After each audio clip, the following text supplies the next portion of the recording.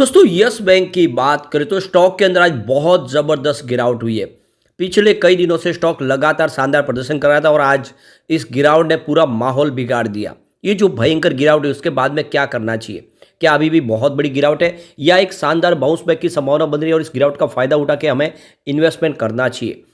अलग अलग brokerage house की क्या राय निकल के आ रही है यस बैंक को वो समझने की कोशिश करेंगे।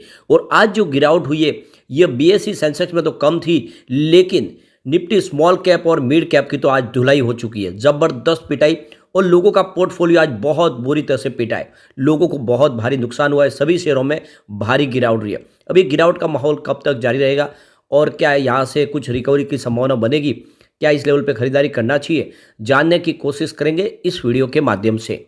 लेकिन फ्रेंड उससे पहले अगर आप पहली बार हमारे चैनल पे आए तो चैनल को सब्सक्राइब कर दीजिए, एक बेल आइकॉन दबा दीजिए ताकि जब भी नया वीडियो बने पहला नोटिफिकेशन आपको मिले। वीडियो पसंद आए तो लाइक शेयर जरूर कीजिए। चलो फ्रेंड्स वीडियो स्टार्ट करते हैं। मैं हूँ आपका दोस्त एस बी दवे और हमारे अपने चैनल ऑनलाइन कमाई में आपका बहुत बहुत स्वागत है। तो सबसे पहले बीएसई सेंसेक्स की बात कर ले। आज 71,072 के स्तर पे क्लोजिंग दिए जहाँ पे 523 पॉइंट की गिरावट थी, यानी 0.73% गिरा बीएसई सेंसेक्स। वैसे पूरे दिन 400-500 पॉइंट के अंदर ही रिकवरी गिरावट हुई है और थोड़ी रिकवरी भी देखने को मिली। और गिरावट जो है वो दूसरे सेक्टर में ज़्यादा है। आप देख सकते हो कि स्मॉल कैप और मिड कैप में बहुत बड़ी पिटाई हुई है। लगभग 2.25% की गिरावट निफ्टी मिड कैप में थी और 0.25% की गिरावट निफ्टी स्मॉल कैप में हुई है। यानी आज जो भयंकर गिरावट है वो स्मॉल कैप के अंदर है। आज निफ्टी बैंक भी भयंकर तरीके से गिरा। देख दो कि 44,882 के स्तर पे 752 पॉइंट की गिरावट थी, यानी 1.65% गिरा Nifty bank. Nifty private bank में उतनी ही गिरावट थी। 22,532 के स्तर पे 381 पॉइंट की गिरावट थी, यानी 1.66% गिरा निफ्टी प्राइवेट बैंक। अब यस बैंक में तो बहुत ही ज़बरदस्त गिरावट हुई है। वैसे देख सकते हो स्टॉक की शुरुआत तो पॉजिटिव हुई थी 31.95 पर। फ्राइडे की क्लोजिंग थी 31.40 के आसपास। अगर बाजार ने साथ दिया होता तो यहाँ से स्टॉक और शानदार तेजी बना सकता है, लेकिन गिरावट का जो माहौल बना इसने सब सेंटीमेंट बिगाड़े, क्योंकि जो हाई है इंट्राडे की वो 32.35 की है। इन्हें काफ़ी अच्छा प्रदर्शन किया था और ऊपर के लेवल से एक भयंकर गिरावट हुई है। स्टॉक ने जो लो बनाया वो 28 का, एक ही दिन में देखे तो लगभग 4 रुपये का बड़ा अप डाउन देखने को मिला। अंत में 28.35 के आसपास क्लोजिंग थी, जहाँ पे 9.71% की गिरावट देखने को मिली, लगभग 10% की गिरावट। अब इसकी परफॉर्मेंस देखें तो 5 फरवरी को स्टॉक 22.80 के आसपास था, जहाँ पे 3.8% की गिरावट हुई। 6 फरवरी को स्टॉक 25.40 के आसपास आया, जहाँ पे 11.4% की शानदार तेजी बनी। 7 फरवरी को स्टॉक 29.80 के आसपास पहुंचा, जहाँ पे 17.3% की ज़बरदस्त तेजी और बनी, यानी स्टॉक लगातार रॉकेट की गति से दौड़ रहा था। 8 फरवरी को स्टॉक पे लग गया ब्रेक और इसके पीछे वजह बनी कि खबर निकल कर आई कि एसबीआई अपनी स्टेक बेच देगा। इस खबर ने यहाँ पे जो तेजी थी उस पर ब्रेक लगाया, ऊपर के लेवल से स्टॉक नीचे और अंत में 30 के आसपास की क्लोजिंग थी, जहाँ पे मात्र 0.7% की तेजी देखने को मिली।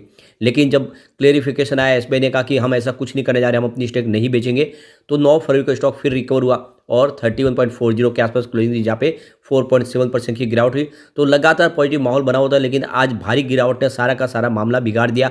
ऑलरेडी बहुत बड़ी तेजी बनी थी तो यहाँ पे प्रॉफिट बुकिंग आ गई। वॉल्यूम देखें तो पिछले एक महीने पहले इसका 58 करोड़ का वॉल्यूम था, 14 करोड़ की डिलीवरी उठाई थी। 1 वीक पहले 142 करोड़ का वॉल्यूम था, 31 करोड़ की डिलीवरी उठाएगी। और फ्राइडे को 174 करोड़ का जबरदस्त वॉल्यूम होता, 26 करोड़ डिलीवरी बेस कम हुआ। आज 61 करोड़ का वॉल्यूम हुआ। तो वॉल्यूम कम हुआ, ये आप समझ सकते हो। इसका मतलब ये है कि जो बड़े फंड हाउस है उन्होंने यहाँ पे अपनी बिकवाली नहीं की है। ये जो आज ये जो गिरावट हुई है इसमें रिटेल इन्वेस्टर की ही ज़्यादा जिम्मेदारी दिखाई दे रही है, क्योंकि जिस तरह से वॉल्यूम कम हुआ है काफ़ी दिन के बाद, ये इशारा है कि यहाँ पे जो पैनिक सेलिंग हुई है वो रिटेल इन्वेस्टर की तरफ से हुई है। बड़े फंड हाउस ने इस समय वेट एंड वॉच की स्थिति बनाई रखी हुई है। तो कुल मिला के देख सकते हो कि इस तरह से पैनिक सेलिंग आपको कभी भी नहीं करनी चाहिए। जब बाजार में भयंकर गिरावट होती है तो या तो आपको बाजार से साइड हो जाना चाहिए या फिर डिप में खरीदारी के कुछ मौके तलाशने चाहिए। 32.35 की इसने इंट्राडे की हाई बनाई है, जबकि इसकी फिलहाल 52 वीक की हाई 32.85 के आसपास है। तो आज माहौल पॉजिटिव बना हुआ था, लेकिन गिरावट ने पूरा के पूरे सेंटीमेंट बिगाड़, वरना आज भी एक फ्रेश हाई बन सकती थी। इंट्राडे में देखें तो आज 11% की बड़ी गिरावट देखी हमने और पिछले दिनों काफ़ी शानदार रैली बनी, कभी 40% की शानदार रैली बनी 4-5 ट्रेडिंग सेशंस में। उसके बाद में आज 11% की गिरावट हो गई। तो ये जो तेजी बनी इसके पीछे वजह देखिए, एचडीएफसी बैंक को परमिशन मिली है आरबीआई की तरफ से कि वो अपनी स्टेक को बढ़ा ले यस बैंक में, और वो अपनी स्टेक बढ़ा के 9.5% करना चाहते हैं, जो पहले सिर्फ 3% के आसपास थी। 6.5% की स्टेक एक्स्ट्रा वो बढ़ा रहे। तो इससे एक भरोसा बना कि यस बैंक के ऊपर HDFC बैंक जैसी बड़ी बैंक अपना विश्वास कर रही है, उनको लग रहा है कि ये स्टॉक आने वाले समय में कमाल करेगा, प्रदर्शन यस बैंक का अच्छा रहेगा और उसी को देखकर, नतीजों को देखकर वो भरोसा उन्होंने जताए रखा, इसने पूरा माहौल पॉजिटिव किया। और दूसरी तरफ जो SBI की तरफ से भी इस मामले को पूरा क्लियरली उन्होंने नकारा कि हम अपनी स्टेक नहीं बेचने वाले। तो जिस तरह से बड़ी बड़ी बैंक भरोसा कर रही है येस बैंक पे, तो एक सेंटीमेंट पॉजिटिव बना। लेकिन आज की जो बड़ी गिरावट है वो बिल्कुल रिटेल इन्वेस्टर की वजह से ही हुई है, क्लियरली समझ में आ रहा है, क्योंकि वॉल्यूम कम हुआ आज।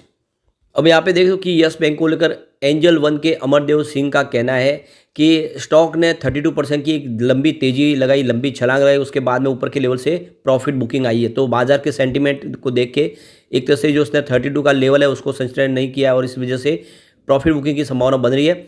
नियर टर्म में फिर से एक तेजी आ सकती है। फिलहाल यस बैंक को ASM लिस्ट में शामिल कर दिया गया है, क्योंकि लगातार पिछले दिनों स्टॉक दौड़ा, उसके बाद में इसको ASM लिस्ट के अंदर शामिल किया गया है। क्योंकि जब कोई स्टॉक के अंदर बड़ी तेजी बन जाती है, लगातार दौड़ता है या फिर वॉल्यूम बहुत बढ़ जाता है, तब उसको ASM लिस्ट में शामिल किया जाता है, ताकि उसके ऊपर ज़्यादा ध्यान रखा जा सके, किसी प्रकार की कोई गलत उसमें एक्टिविटी ना हो, उसके ऊपर खास ध्यान रखा जाता है दोनों एक्सचेंज की तरफ से। अब यस बैंक को लेकर टिप्स टू ट्रेड के AR रामचंद्रन का कहना है कि यस बैंक का स्टॉक इस समय थोड़ा सा दबाव में दिखाई दे रहा है। 32.7 का एक रजिस्टेंस है और यहाँ पे इन्वेस्टर को प्रॉफिट बुकिंग करनी चाहिए। उनके हिसाब से जो सपोर्ट है 28 का, और 28 का सपोर्ट टूटा तो फिर स्टॉक 24 तक भी जा सकता है। आनंद राठी के गणेश डोंगरे का कहना है कि स्टॉक ने बहुत ही ज़बरदस्त रिटर्न दिया है, पिछले कुछ दिनों में ही 50% के आसपास का पॉजिटिव रिटर्न दे दिया है। ऐसे में यहाँ पे ओवरबॉट जोन में स्टॉक आ चुका है और यहाँ पे कुछ प्रॉफिट बुकिंग करनी चाहिए। आपको यहाँ पे एक स्ट्रिक्टली स्टॉप लॉस को मेंटेन करना चाहिए, 26 का इस स्टॉप लॉस के साथ आपको बने रहना है। तो अगर ये स्टॉप लॉस हिट हुआ तो आप देखो कि कुछ और गिरावट भी हो सकती है। दूसरी तरफ प्रभुदास लीलाधर की तरफ से देखें तो उन्होंने इसका 32 का टारगेट दिया, वो जो टारगेट अचीव हो चुका है। ऐसे में यहाँ पे प्रॉफिट बुकिंग की संभावना दिख रही है और यहाँ पे जो सपोर्ट है वो 26.50 का है। इस सपोर्ट के साथ बने रहना है। एक बार 32 को इसने क्रॉस किया, आगे का जो नेक्स्ट टारगेट इसका 35 और फिर 41 के देखने को मिलेगा। तो अभी तो निचले लेवल पे आ गया है, अगर ये टारगेट हिट हो जाए तो फिर 41 तक जाने की संभावना बनेगी। दूसरी तरफ देखें तो सर्वेंद्र श्रीवास्तव का कहना है कि 4 साल के बाद तेजी स्टॉक के अंदर आई है। ऐसे में शेयर 20 to 25 के रुपए के आसपास इसका सपोर्ट है और ऐसे में शेयर को 26 के आसपास आप खरीद सकते हैं। लॉन्ग टर्म के लिहाज से अगर इसमें खरीद के रखेंगे तो आपको अच्छा रिटर्न मिल सकता है। मार्केट एक्सपर्ट प्रकाश गाबा का कहना है कि इस स्टॉक को आपको कम से कम 4 से 5 साल के लिए होल्ड करना चाहिए और इस स्टॉक का बुरा दौर खत्म हो चुका है। जो कुछ बुरा होना था वो हो चुका है और आने वाले समय इसमें एक शानदार तेजी की संभावना बनेगी और 30 के आसपास इसका एक रेजिस्टेंस है। इसको पार करने के बाद आप देखें तो इसमें अच्छी तेज़ी बन सकती है और ये जो प्राइस है इसकी 150 तक जा सकती है, यानी चार्ट पैटर्न बन रहा है वो भाव को 150 तक लेके जा सकता है, यानी आने वाली तेज़ी इसको 150 तक लेके जा सकती है। पहला रेजिस्टेंस 100 के आसपास है, तो कम से कम 150 के लिए आपको 5 साल के नज़रिए के साथ में निवेश की सलाह दी जा रही है। तो दाव आपको लगाना चाहिए। एक बार पिवोट लेवल को चेक लेते हैं, यहाँ से अगर गिरावट होती है तो 29 का पहला सपोर्ट है, टूट चुका है। सेकंड सपोर्ट 27 के आसपास है और ये भी टूटा तो फिर 25 तक स्टॉक जा सकता है। पॉजिटिव माहौल बना तो 33 का फर्स्ट रेजिस्टेंस है, इसको पार कर लिया तो स्टॉक 34 तक जाएगा और इसको पार करते ही 36 तक जाने की संभावना है। तो ये आप रेजिस्टेंस और यहाँ पे देखो कि इसके सपोर्ट देख के उसके हिसाब से निवेश कर सकते हैं। लेकिन फ्रेंड, कोई भी इन्वेस्टमेंट करने से पहले अपने फाइनेंशियल एडवाइजर से बड़े ले ले या अपना खुद का रिसर्च करें, क्योंकि मैंने वीडियो आपके एजुकेशनल पर्पज़ के लिए ही बनाया। वीडियो पसंद आए तो लाइक शेयर जरूर कीजिए और चैनल को सब्सक्राइब कर दीजिए। Thank you friends.